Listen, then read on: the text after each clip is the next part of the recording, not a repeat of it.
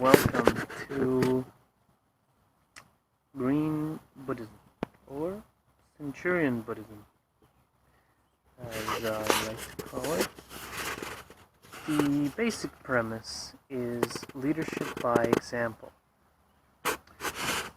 However, for the purposes of this introductory video, I would like to tell you a little bit about the history of how it came to be that way.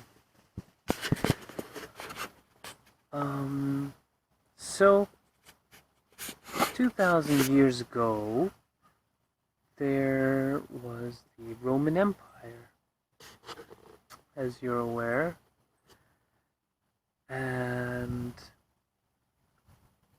I reincarnated there as a soldier. Now, amongst the Romans, there was the sentries, which were a group of 100 men or so, which was their usual subdivision of soldiers. After some time and some bravery, one could be promoted to the rank of centurion, or someone that leads the sentries. Now, what was fairly unique, at least amongst military kind of endeavors, was that the centurions were often promoted for leading by example. And that's, I think, is a very valuable trait. So with Green Centurion Buddhism, that is one of the focuses, is to lead a life in such a way that everyone can lead it to, not just a select few monks in a monastery. So here, let me continue my story. That was 2,000 years ago, and it was actually still 1,000 years before I became a Buddhist, or even learned about Buddhism to any depth. I will tell you. So, after being with the Romans, at some point they got very large, and I no longer felt there was as much freedom as I'd like. And so I actually joined the Varingjar, which are somewhat like an Eastern version of the Vikings. And they're kind of like Swedish tradespeople that would sail along the Volga and the Dnieper. But for me in particular, the pertinent life was on the Volga, which goes all the way down to the Caspian Sea. And at some point while we were doing trade in the Caspian Sea, someone was making fun of us, pagan Varingjar, saying, "Oh, you believe in many gods. Well, the people in the mountains, they can make themselves into gods." And I was like, "What? What do you mean? How can that be?" And take me to them. Since I was a free man, I had the ability to say goodbye to the rest of the crew and hire myself a guide and go there. They, of course, wanted me to stay, but I said to them that if on this path I will become a god, well, then it's worthwhile. And so I was tread through the deserts and up the mountain to Gug, which it was called at the time. It was Western Tibet. Now, they were not particularly fond of having a giant roaming around with a big sword, at least giant in comparison to the relatively short Tibetan locals. And I was summarily killed by a hail of arrows. However, if I got that far, I selected to reincarnate amongst them to see what this was all about. And I managed to reincarnate with someone not too distantly related to a local leader. And however, I was too aggressive as a child. And it was due to my previous incarnations as a Varingjar and soldier, and just part of my nature, I guess. And I was sent away to study with a Ngakpa. A Ngakpa is a householder monk. They wear white robes and they have long hair, and they are also often married and may have children. So they're not monastics in the traditional sense. And the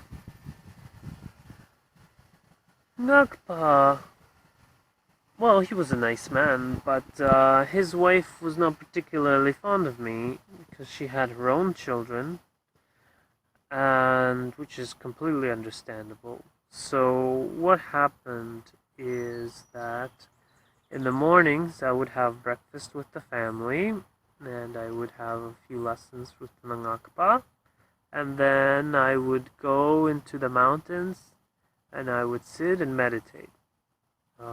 Well, we were already in the mountains, just I went slightly up a hill basically, for hours on end.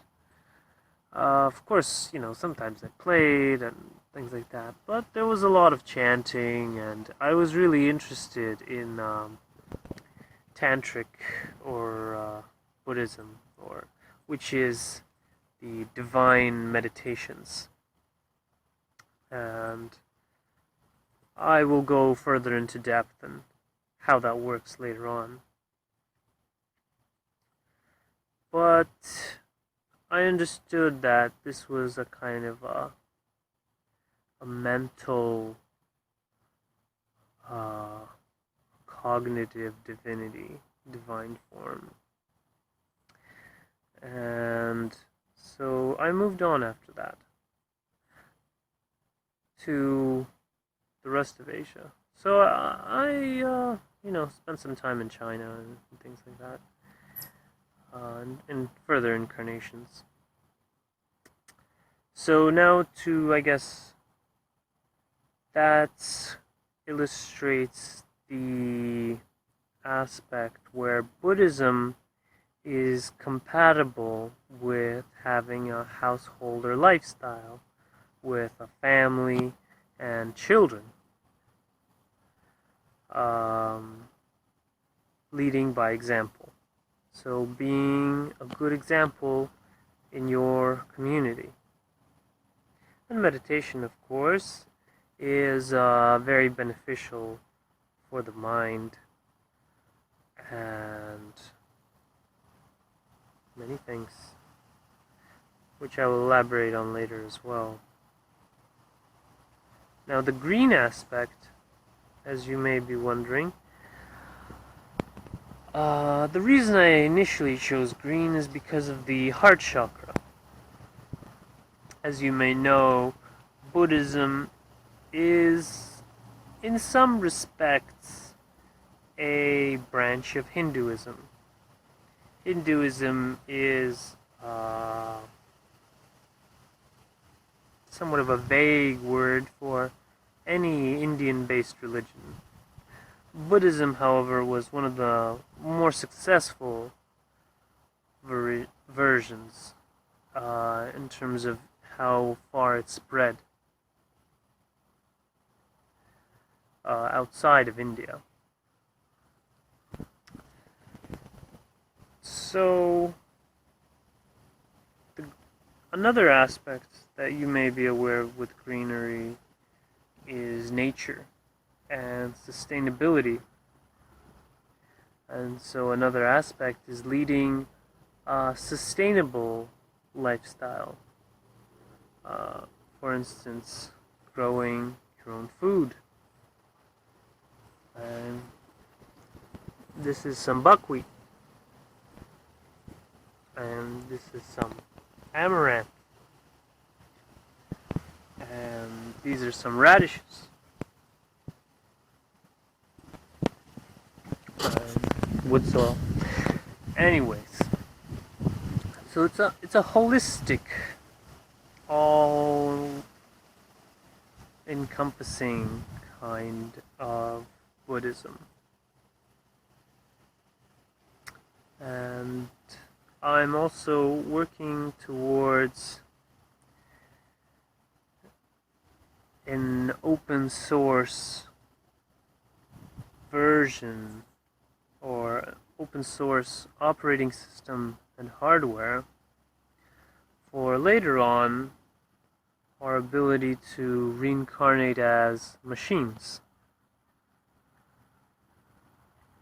and robots, and then explore and colonize other planets in our solar system, such as Mercury and Venus and Mars, of course. I believe that it makes more sense to adapt ourselves to the environment rather than to adapt the environment to ourselves. Because, as with the example of climate change, climate will always change. It's always been changing. There was a relatively stable period for a few thousand years, yes, but now it's changing again. And it's adapting to the change, as Charles Darwin says. That is the hallmark of success in a species. So, with Green Centurion Buddhism, you will be a leader by the example of your life, adapting to change and being an example for your community with charitable acts and general goodness. Alright. I guess that's all for the introduction. Have a wonderful day.